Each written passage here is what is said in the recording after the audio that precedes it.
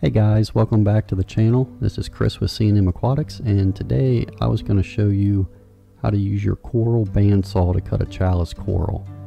If you're lucky enough to have this piece of equipment, I think it is definitely the easiest and best way to cut a chalice. And you can see here, this guy's gotten pretty big. So first off, I'll wear gloves and eye protection because of the splashback from the saw. And it's pretty important to make sure you're using, salt water in your saw. It helps to keep the coral cool and keeps the blade clean and helps it cut better. So I do recommend that. So this guy, he started out on this small rock I have, and you can see he's grown well past the edges of the rock. So starting out here, I got him turned upside down, and I am just going to trace around the rock. So what that does is it's going to leave a decent amount of the chalice coral, and this is a Hollywood stunner chalice. It leaves a decent amount of coral on that rock that I can put back in the aquarium and have it grow out again. And this particular species of chalice is a pretty fast growing chalice, which makes them a good candidate for propagation. So you can see how easily the saw's cutting through them here, and I'm just tracing that rock. So it leaves a decent amount of coral left on the rock. I can grow him back out. And now I am left with this chalice ring, if you will.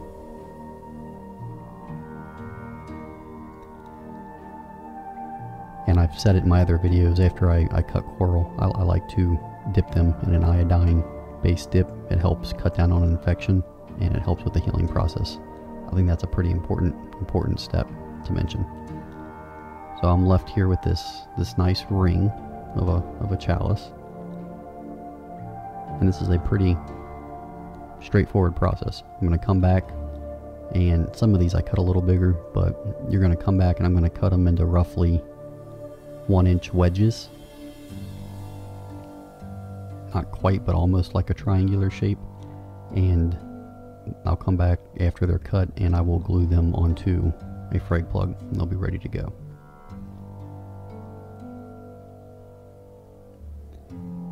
So you can see, if you can look closely at the coral, you can see those raised green bumps on the coral, and those are individual polyps of the coral, and they're actually mouths. So this coral will use those polyps to grab food and to eat, and when I'm cutting it, I'm doing the best I can to cut in between those polyps whenever I can.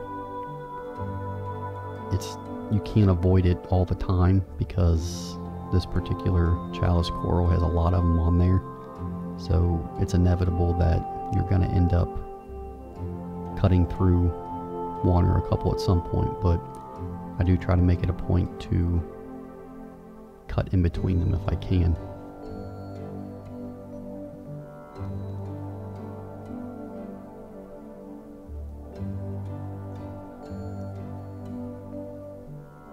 Yeah, some of these I cut a little smaller, some a little bigger. I was doing some different things with them, but generally, if I'm cutting corals, for resale, I'll cut them roughly an inch size piece, and they won't go for sale right away. They have to go back in the aquarium, and they have to show a couple different signs. They have to show signs of good health, like growth and coloration.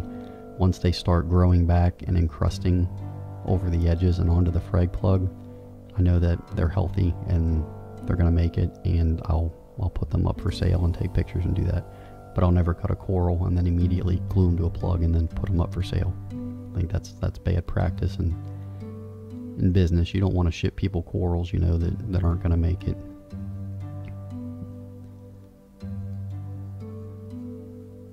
So I'm coming back around and just cutting them smaller here, and I think I ended up with maybe somewhere between 20 and 30 frags out of this guy. And he really, when I got him, he was just frag size, maybe an inch, and it took him maybe 4 months to get to that size that you saw at the beginning of the video. These guys are very fast growers. And after they're cut, they glue to a frag plug very easily because they got the hard bottom, so I'll glue them directly to the frag plug.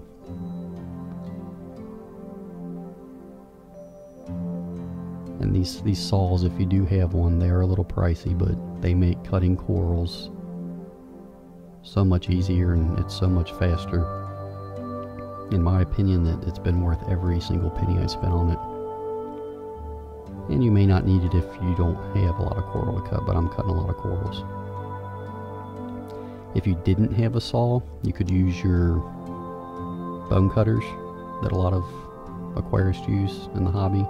You can use your bone cutters to cut them and trim them, but the saw definitely gives you a smoother, cleaner cut when trying to do this. And it's a good tip to, when you're done with your saw, you know, clean it properly. And it might be a good idea to even change the water out in the saw when you switch to a different species, so that because as you cut this chalice, you know, he's producing mucus and slime, and that's getting in the water, and that can be irritating to another species of coral. So it's best practice to switch out your water in between different species of coral as well.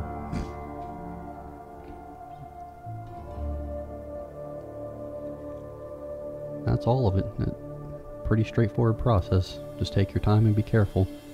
I appreciate you guys watching. If you have any questions, leave them in the comments below. And if you want to buy some of this guy, some of this chalice, you can check the website out, www.cmaquaticsky.com. Until next time, thank you guys. Bye.